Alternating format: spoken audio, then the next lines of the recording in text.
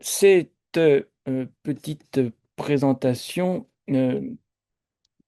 a juste pour but d'introduire notre invité du jour et je remercie beaucoup Julien Gossa de nous avoir rejoints pour, pour éclairer notre lanterne. Alors, Julien est enseignant-chercheur à Strasbourg, attaché à Sage, euh, analyse les facettes, les différentes facettes de l'ESR en tant qu'enseignant-chercheur. Et on avait eu la chance de bénéficier de ces lumières dans un numéro du MAG alors, sur l'aspect ressources humaines et attractivité auprès des étudiants de la science politique française, sachant que son rayon d'action est bien sûr plus grand et qu'il peut comparer la science politique à d'autres disciplines, ce qui est toujours très utile, hein.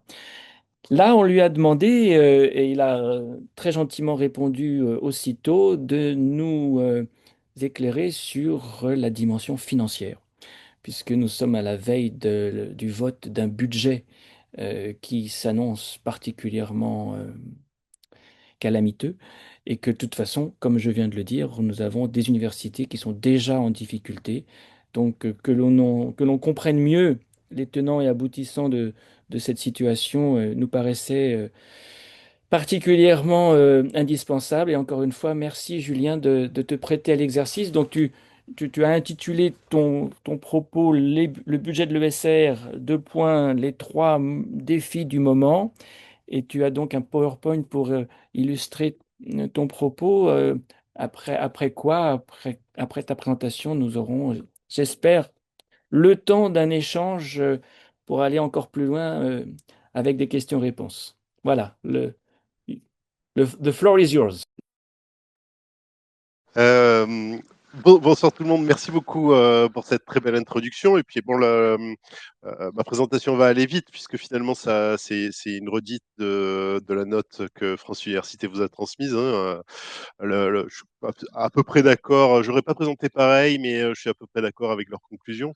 Alors, je suis content parce que là ce soir, je vais vous présenter ce qui m'obsède un petit peu en ce moment, c'est-à-dire essayer d'arriver à comprendre comment ça se fait qu'on se retrouve dans cette situation actuelle qui est un petit peu bizarre, puisque d'un côté, on a un discours comme quoi on est dans une économie de la connaissance, et puis chaque euro investi dans l'enseignement supérieur va avoir un facteur démultiplicateur, hein, de 2,4 ou de 4 euros selon ce qu'on regarde. Et puis en même temps, on voit bien que les gouvernements ont de plus en plus de réticence à investir correctement dans l'enseignement supérieur et particulièrement dans l'université. Donc, je vais commencer par ce graphique qui, à mon avis, résume pas mal les choses. Alors, ce que vous voyez ici, c'est la différence entre la subvention pour charges de service public et les dépenses de personnel des universités. Donc, alors, ignorez un petit peu l'année 2017 qui a peut-être un petit problème dans les données. Mais en gros, l'idée, c'est que voilà, on a toujours été autour de 300 millions d'euros en plus, c'est-à-dire que l'État donne donc la subvention de charges pour service public, c'est ce qui est donné sans condition aux établissements pour qu'elles effectuent leur mission, hein. Donc c'est ce qu'on donne aux besoins et pas à la performance. Donc c'est le socle, hein, c'est les budgets récurrents. Dépenses de personnel, c'est la totalité, hein. Donc c'est les fonctionnaires, mais aussi tous les titulaires, tous les contractuels, etc. Et alors, ce que vous voyez, c'est qu'il y a quand même une bascule, hein, qui est arrivée autour de 2021 et où la subvention pour charge de service public s'est mise à plus couvrir les dépenses de personnel. Alors, comme le dit la note FU, ça a commencé avec le glissement vieillesse technicité, qui est en fait notre avancement à l'ancienneté, hein, qui était la première chose qui n'a plus été compensée par l'État. Et puis ensuite, toutes les nouvelles mesures n'ont jamais été compensées. C'est-à-dire que les mesures Guérini, qui sont les petits rattrapages sur le lourd retard qu'on a sur nos traitements, n'ont pas été compensés. Le casse pension, qui est particulièrement intéressant parce que le casse pension, l'idée c'est que l'État donne l'argent des retraites aux universités et après les universités payent la caisse de retraite. Sauf que le casse pension des universités ne couvre pas que les pensions des universitaires. Elle couvre aussi les pensions des fonctionnaires des anciens services publics qui ont été privatisés, comme par exemple Orange. D'accord, quand on privatise Orange, ça fait des fonctionnaires en moins, donc ça fait des gens en moins pour cotiser pour les pensions des fonctionnaires, et donc on demande aux fonctionnaires qui restent de cotiser pour eux. Donc là, une surcharge, et une surcharge qui a quand même un problème de légitimité. Et puis va s'ajouter bien sûr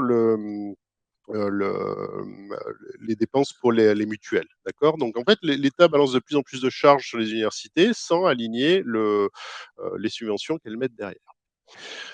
Alors, ça, à mon avis, il faut être assez clair sur le fait que c'est un problème qui est politique et qui n'est pas un problème technique. C'est-à-dire que ce n'est pas parce que l'État manque d'argent qu'on ne fait pas ces transferts. Alors, pour s'en convaincre, c'est exactement dans le même temps où on a passé la dépense publique, dépense nationale dans l'apprentissage, qui était autour de 7 milliards d'euros en 2019 et qui a basculé brutalement à 17 milliards d'euros et qui aujourd'hui tourne autour de 25 milliards d'euros. C'est-à-dire que le budget de toutes les universités, c'est 13 milliards d'euros. On aurait pu doubler le budget des universités dans le même temps pour pas faire les subventions à l'apprentissage. Et ces subventions à l'apprentissage, elles sont distribuées sans cahier des charges, sans contrôle, et elles ont à peu près aucun impact sur le taux d'emploi des jeunes. Donc, quand on est prêt à balancer de l'argent comme ça, sans contrôle et sans efficacité, ça veut dire qu'il y a une décision politique de ne pas donner cet argent à l'université qui n'est pas une décision technique. C'est pas parce qu'on manque d'argent.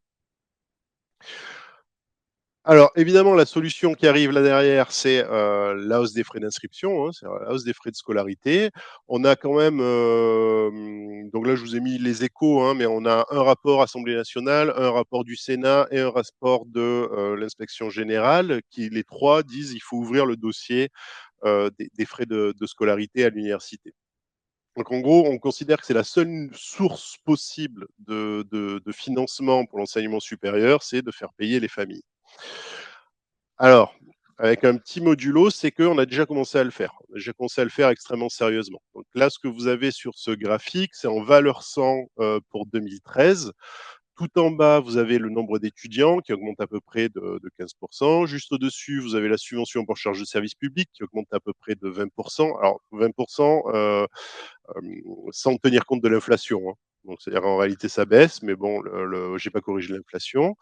Et ce que vous avez au-dessus, c'est les recettes formation, qui sont effectivement les droits d'inscription qui sont figés par l'État, mais qui sont aussi tous les diplômes d'université, les diplômes qu'on commercialise à droite à gauche, la formation continue, etc., etc. Et là, vous voyez qu'on a multiplié par 3,5.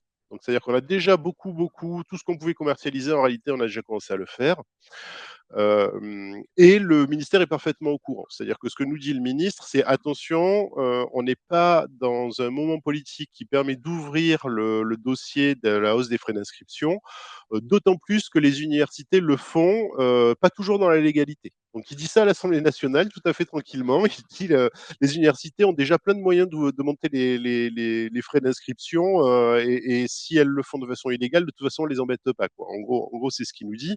Et que donc, afficher nationalement la hausse des frais d'inscription, bah, ça va générer du mécontentement de façon assez inutile puisqu'on le fait déjà. Alors, positionnons-nous dans ce contexte-là, c'est-à-dire le contexte où, OK, on a bientôt plus de quoi payer les fonctionnaires. Alors, même les fonctionnaires, ça va commencer à coincer assez rapidement. Et la seule perspective qu'on nous ouvre, c'est faire payer les étudiants. Eh bien là, on se retrouve face à 3 défis. Le premier défi, c'est que le gouvernement, avec son financement de l'alternance, a fait décoller l'offre du secteur privé. Donc ce que vous avez ici, c'est un graphique produit par le CIES, hein, c'est l'État de l'enseignement supérieur et de la recherche. Et vous voyez, ce que vous avez en bas, c'est en rouge, c'est l'augmentation des effectifs étudiants dans le secteur public, donc d'environ 15%. En vert, c'est le total, d'environ 25%. Et en bleu, c'est le privé qui, lui, augmente de pratiquement 80%. Donc on a un taux de croissance du secteur privé qui est absolument phénoménal. qui a commencé autour de 2015-2016 et qui a pris un énorme coup de boost au moment de 2019 quand on a commencé à faire, la loi pour la liberté de choisir son avenir professionnel de Muriel Pénicaud, qui a créé tout ce système pour l'alternance, dont bénéficie par exemple Galileo Global Education, qui aujourd'hui embauche Muriel Pénicaud dans son conseil d'administration. Vous voyez, on est dans cette espèce de boucle un peu bizarre. Le deuxième défi en face duquel nous nous trouvons, c'est qu'on a un développement qui est extrêmement rapide de l'éduscepticisme. Alors, vous avez déjà, je pense, vu passer ce livre de Laurent Alexandre et Olivier Babot, Ne faites plus d'études. On a aussi Natacha Polony qui dit il faut arrêter de, je cite, arrêtons d'enseigner 1 milliard de conneries aux gamins. Aux États-Unis, c'est de façon absolument explicite. Les universités sont l'ennemi, les professeurs sont l'ennemi. Tout ça, je veux dire, on n'y est pas du tout protégé. En France, on a toute cette histoire autour de l'islamo-gauchisme qui en fait relève d'une offensive obscurantiste sur les universités beaucoup plus que d'un problème réel d'islamo-gauchisme dans nos universités. Et puis, alors là, on était au niveau du discours, et puis en réalité, là, on commence à avoir plus que du discours, puisque ça, c'est le programme de Renaissance, donc de la République en marche, euh, qui affiche de façon explicite qu'il faut réduire la durée moyenne de la formation initiale. C'est-à-dire que là, on commence à avoir des indications fortes et de plus en plus politiques qu'on veut diminuer le temps de formation des jeunes, le nombre de jeunes qui font des études supérieures. Cet objectif de réduction des jeunes qui font des études, il apparaît de façon explicite dans le projet annuel de performance de la nation qui est signé en même temps que le projet de loi des finances 2026. Donc c'est ce qu'on est en train de signer en ce moment. Et alors vous avez l'indicateur 1.5 dedans qui est admission dans l'enseignement supérieur, la part des néo-bacheliers ayant obtenu au moins une proposition à la fermeture de Parcoursup. Alors vous voyez, en 2023, on est à 95. 2024, on passe à 94. La cible, c'est de passer à 93,5 et elle a été parfaitement atteinte. C'est-à-dire que cette année, on est à 93,5 et on veut descendre encore à 93. Donc, on veut limiter le taux de poursuite d'études, donc limiter la part de jeunes qui font des études supérieures. Alors ça veut dire que les études, elles ont moins de valeur. D'accord. Si elles ont moins de valeur, ça veut dire que les familles devraient payer moins cher. Il n'y a pas de raison qu'on leur fasse payer très cher quelque chose que finalement même l'État n'a plus vraiment plus envie qu'on fasse. Et le troisième défi en face duquel, à mon avis, on se trouve, c'est celui de la stagnation éducative. Alors, la vision qu'on a des effectifs étudiants, c'est souvent celle-là. C'est entre 2000 et 2020, donc où on voit une augmentation de 20% du nombre de jeunes qui font des études supérieures. Donc on voit qu'on est passé de 1,4 million à 1,6 million dans l'enseignement supérieur public. Mais si on dézoome un petit peu, donc ce que vous avez en haut à droite, c'est le graphique que je viens de vous montrer. Si on dézoome un petit peu, on voit apparaître très clairement trois régimes. Le premier régime qui est pré-massification, donc avant-guerre. Le deuxième régime qui est la massification, qui va des années 60 au milieu des années 90. Et puis après, ce qui apparaît quand même comme un régime de stagnation. C'est-à-dire que, OK, ça augmente, mais en fait, ça augmente par la démographie. Ça n'augmente pas par l'ouverture d'universités comme on l'a fait dans les années 90, typiquement. C'est-à-dire dans les années 90, U2000, on fabrique des universités, on les fait sortir de terre. On en fait sortir beaucoup moins de terre que dans les années 60, mais on en fait sortir de terre. Là, ça fait 30 ans maintenant qu'on n'a plus construit de nouvelles universités. Donc, on a basculé en stagnation éducative. Le problème, c'est qu'avec c'est-à-dire que la durée des études, en fait, la durée des études, elle stagne depuis la génération née dans les années 70. Donc c'est 21 ans et demi, ça n'a pas trop bougé, et le taux de jeunes qui rentrent dans le système éducatif a augmenté, mais il plafonne depuis une bonne vingtaine d'années. Et ça va s'additionner à un deuxième mécanique qui est la démographie. Donc là, ce que vous avez, c'est le le nombre de naissances, le nombre de naissances vivantes, c'est un graphique de l'INSEE. 2006-2007, c'est les bacheliers qui rentrent dans le système d'enseignement supérieur cette année. Et puis, vous voyez qu'on va encore tenir 5 ans, 5-6 ans et puis après, on va amorcer la chute. Et cette chute, pour l'instant, elle est de 20%. C'est-à-dire qu'on perd 150 000 jeunes par an. Et ça, quand on perd 20% de ses étudiants d'un coup, ça change vraiment les choses. Pour l'instant, ce déclin éducatif, il est au niveau du collège, il va bientôt arriver dans le lycée, et on voit, et il a déjà traversé le primaire, et on voit que la réaction, en fait, le seul discours qu'on a, c'est puisqu'il y a moins de jeunes, on peut fermer des classes. D'accord. Il y a absolument aucun discours qui serait, puisqu'il y a moins de jeunes, on pourrait réduire la taille des classes de telle façon à améliorer la qualité de l'éducation. C'est pas du tout ça qui se passe. C'est plutôt, tiens, si on pouvait faire un petit peu des économies. Alors ça, c'est des projections très très naïves que j'ai fait moi. Ce que vous avez tout en haut, c'est le nombre de naissances, 18 ans plus tôt, hein. Donc, par exemple, si vous avez les naissances en 2002 et qui sont reportées sur 2020, donc le moment où on a 18 ans et où les jeunes rentrent dans l'enseignement supérieur. Ce que vous avez en dessous, c'est le nombre de bacheliers, et puis le nombre de poursuivants dans les études supérieures, et puis le nombre de poursuivants dans le secteur public, et puis le nombre de poursuivants dans les universités. Et ce qu'on voit sur ce graphique, c'est que si on touche à rien aux proportions, c'est-à-dire que si on n'a pas une inflation de l'offre privée, si on ne bascule pas en démassification comme le propose le projet annuel de performance et Renaissance, c'est-à-dire que si on fige vraiment les proportions telles qu'elles sont en ce moment, eh bien malgré cela, on va avoir une décrue du nombre d'étudiants dans les universités et dans les écoles qui est définitive. C'est-à-dire que nous, on va partir à la retraite avant de voir une réaugmentation des effectifs étudiants. Et ça change complètement les perspectives. Vous voyez, quand on est dans une perspective dans les années 60 où on veut envoyer plus de gens dans le supérieur, ou quand on est dans une perspective dans les années 90 où on se dit attention, là, on va avoir une hausse du nombre d'étudiants, il va falloir absorber les choses, ou dans les 2000 en disant oh là, 2000, on a un pic démographique, on va saturer nos rangs. Mais on n'a pas les mêmes politiques que quand on est dans une perspective où, en fait, là, on forme trop nos jeunes et on voudrait en former moins, et puis en plus, on fait moins de jeunes. Donc pour conclure hein, cette présentation, à mon avis, on est quand même dans un triple moment, c'est-à-dire on a une fin de la massification, un début de stagnation éducative, possiblement une démassification, un début de démassification. C'est tout à fait possible qu'on soit là. On a une chute impressionnante et durable de la démographie, dont on sortira probablement pas d'ici la fin de notre carrière, et on a un développement rapide de l'éducepticisme. Donc, c'est-à-dire que si on met tout ça en même temps et qu'on dit, OK, votre source de financement, ça doit être le nombre, ça doit être les étudiants, et qu'en même temps, on explique que votre produit, il n'a pas tant de valeur que ça, puisqu'on est du sceptique, et puis qu'en plus, on dit, il n'y a pas besoin d'avoir autant de jeunes qui font des études supérieures, et qu'en plus, on a la démographie qui baisse, ça veut dire qu'on a des clients qui veulent payer moins, et en plus, on a beaucoup moins de clients. Et on a tout ça alors qu'on a une explosion du secteur privé. Donc ça veut dire que là, on a beaucoup trop d'offres et on a la demande qui va s'écrouler.